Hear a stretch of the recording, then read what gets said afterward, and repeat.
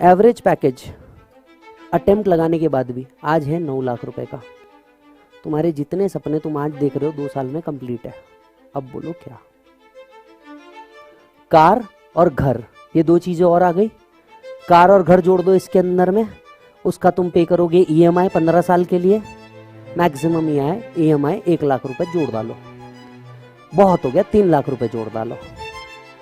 Still every year you are earning 9 to 10 lakh rupees. 5 साल बहुत हो गए सब खत्म करने के लिए, जिसमें मैं समझ रहा हूँ 9 लाख ही तुम कमाओगे एवरी ईयर। बट ऐसा होगा नहीं। तीसरे ईयर से तुम्हारा इनकम पर मंथ 1 लाख के ऊपर चालू हो जाएगा, ये मेरा गारंटी। 1 लाख रुपए पर मंथ के ऊपर तुम अर्न करना चालू कर दोगे। 12 लाख 15 लाख रुपए रैंक वगैरह में आ गए तो ये पैकेज सीधा 17-18 लाख रुपए पहले साल से। 5 साल के बाद ना तुम परेशान हो जाओगे, अब मैं इसका करूं क्या। तुम्हारे जितने बेसिक सपने हैं ये तो सब पूरे हो गए। फिर तुम सोचोगे आउट ऑफ इंडिया घूमने जाना है। लड़के 1 लाख बहुत हो गए।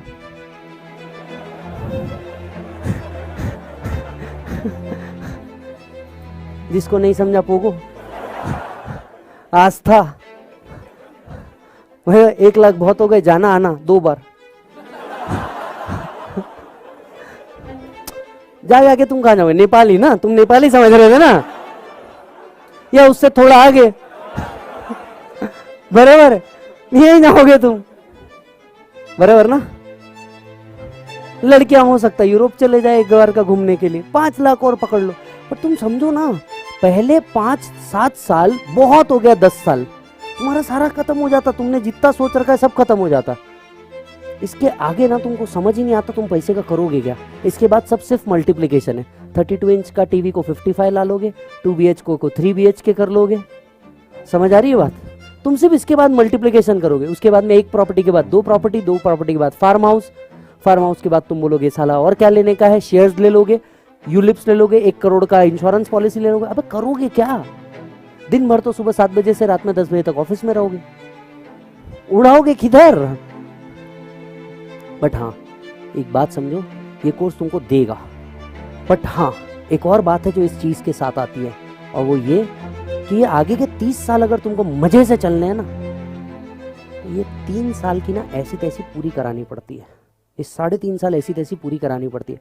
कोविड वाला टाइम था, कोविड वाला टाइम था साहब, सिर्फ 3 प्रोफेशन ऐसे थे जिसको बाहर निकलना अलाउड था, police, doctor and chartered accountants. This is your value. समझ आ रही है बात? CA बनते ही ना तुम्हारे को इंस्टीट्यूट की तरफ से एक कार्ड मिलता है, you are considered as good as A category officer.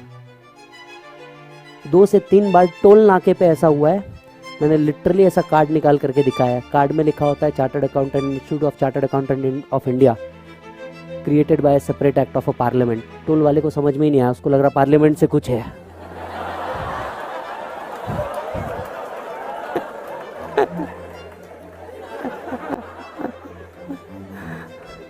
Power है वे तुम्हारा, तुमको A कैटेगरी ऑफिसर्स पे काउंट किया जाता है। तुम्हारे हाथ में पावर है। एक बैलेंस शीट को किधर घुमाना है ये तुम्हारे हाथ में है, समझना। एक बैलेंस शीट को किधर घुमाना है तुम्हारे हाथ में। एक फाइनेंशियल स्टेटमेंट्स कैसे जाएंगे ये तुम्हारे हाथ में है। कंपनी क्या स्टेटमेंट देगी ये तुम्हारे हाथ में है।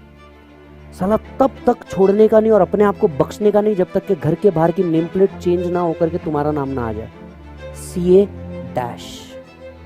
तब तक अपने आप को बख्शने का ही नहीं। ईमानदारी से बोलता हूँ 4.5 साल तुम्हारी हालत कुत्तों के जैसी रहेगी। कहाँ खा रहे हो, कहाँ बैठ रहे हो, किधर सो रहे हो, क्या कर रहे हो, कुछ समझ नहीं आएगा तुमको, और एकदम फ्रस्ट्रेटेड फील होगा। क्यों? क्योंकि तुम दिन भर ही इधर बैठे हो, कॉलेज है नहीं, इधर उधर देख सकते नहीं, समझ आ रहा है, और बाकी कुछ बचता नहीं। समझ आ रही है बात? क्योंकि सुबह जब तुम उठोगे ना डायरेक्ट ऐसे उठोगे और रात में जाके डायरेक्ट ऐसा आएगा, चद्दर खत्म। लड़कियां तो भी रूम साफ कर लेगी, लड़कों का तो एक ढेर बनेगा नहीं जब तक जब तक एक रूम में ढेर नहीं बनेगा तब तक के कुछ ही नहीं होने वाला।